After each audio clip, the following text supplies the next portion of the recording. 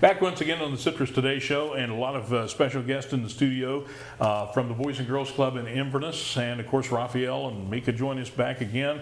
Donna's here. We've also got Isaiah.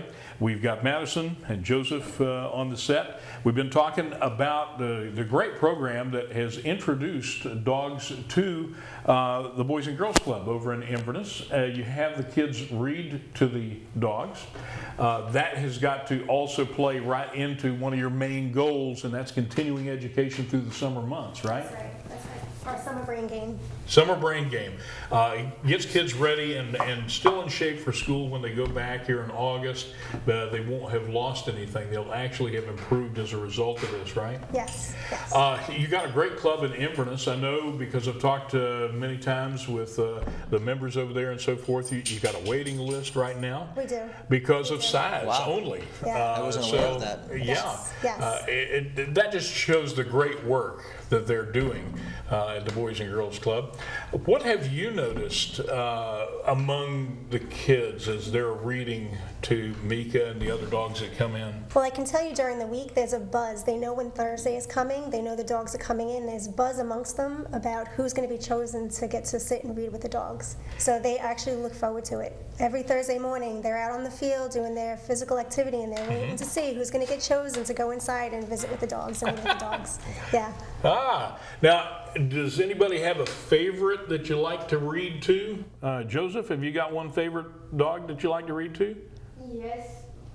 Who is that? I have a tie between, I like Mika very much because she sings to you while you're reading. Yeah? But I also love another small dog that's so fluffy. Oh, okay. Madison, how about you? I like all of them. All of them. That's a good answer. Isaiah? I don't really have a difference. I like all of them. I like any dog.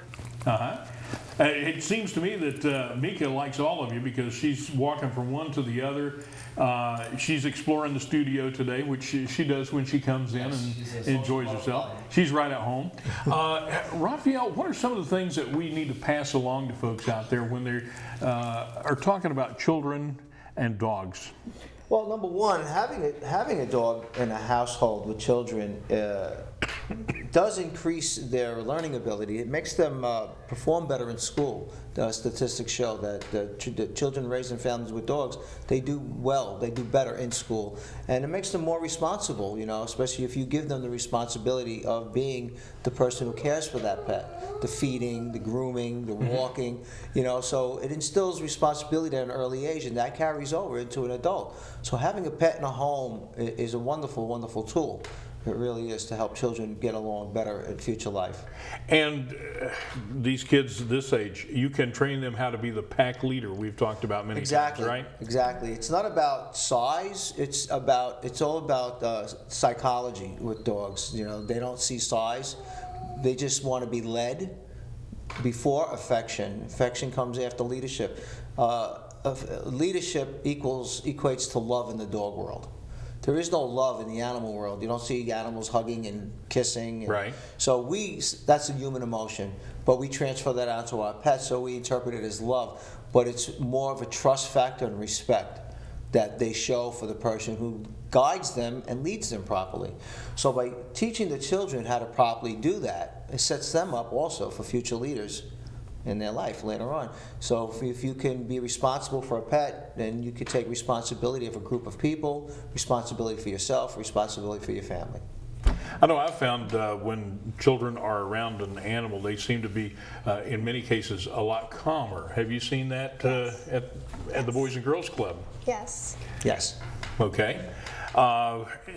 Mika is a regular on the show, and folks know that she comes in and is well behaved and just shows a lot of affection. But as you said, the first thing is to give that dog some discipline first. Leadership first. Any dog, right? Any dog.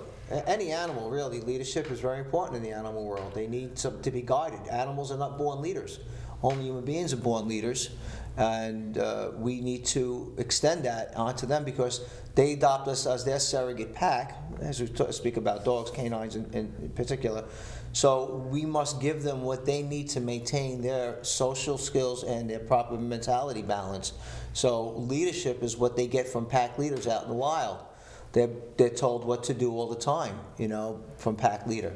So when we do not give that to them, this is when problems arise, and this is how come so many dogs wind up at the shelter, because we allow them to do what they want, and because they're not pack leaders, they don't know how to delegate that properly. And aggression can come from it, fearfulness.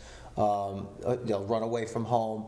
Those are all, I call them symptoms. Those are symptoms of what's being lack of or too much of in the household. There you go. Well, the summer reading program with the dogs is just one of the things that the kids get to do while they're there. Joseph, what are some of the things you do at the Boys and Girls Club?